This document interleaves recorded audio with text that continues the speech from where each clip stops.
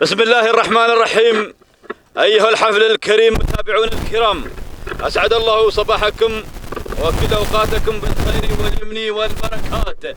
حيكم من أرضية ميدان سيح ضمن سباقات الهجن العربية الأصيلة في صباحية هذا اليوم السبت 25 من 2 لعام 2024 على هذه الشارة المقدمة من صندوق الميدان ومن المتبرعين في هذا الميدان. إذن الشوط الرئيسي الخاص بالابكار وجائزة سيف ذهبي مقدم من عبد الله بن عوض الهديوي، له جزيل الشكر وعظيم الامتنان. إذن انطلق الشوط الرئيسي الخاص بالابكار، نذهب مع المركز الاول ومع الانطلاقه الاولى. الله الله الله الله الله الله، ناصية علي بن حمد الهديوي هي في الانطلاقه الاولى. والشوط الرئيسي شوط السيف، شوط التحديات، المركز الثاني. واللي في المركز الثاني هذه مشاكل نعم محمد بن حميد القنوبي في ثاني المراكز. والمركز الثالث الله الله الله الله, الله الشاهينية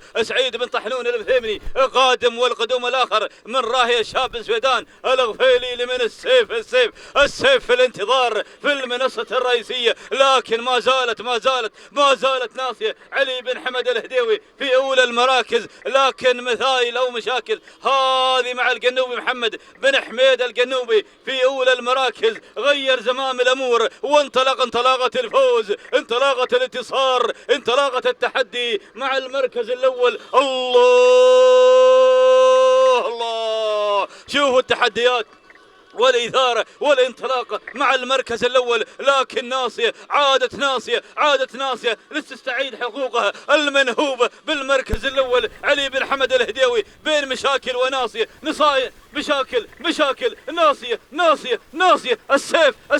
السيف مع علي بن حمد الهديوي. سق الله دارك واسعد الله صباحك بهذا الفوز والانتصار سرعة ناصر المختبر، وكذلك الأم بنت أيضا شاهين المليون. إذا تهانينا وناموس المالك ناصية علي بن حمد الهديوي. المركز الثاني مشاكل محمد بن حميد القنوبي، تهانينا والناموس. والسيف يبقى في أرضية هذا الميدان مع هذا الشعار دقيقتين 3 ثواني و12 جزء من الثانية. تهاني والناموس المالك ناصية علي بن حمد الهديوي على هذا الفوز والانتصار وتزاع السيف الذهبي، وكذلك مادة الزعفران المقدمة لصاحب المركز الأول. تهانينا والناموس على هذا الفوز المستحق.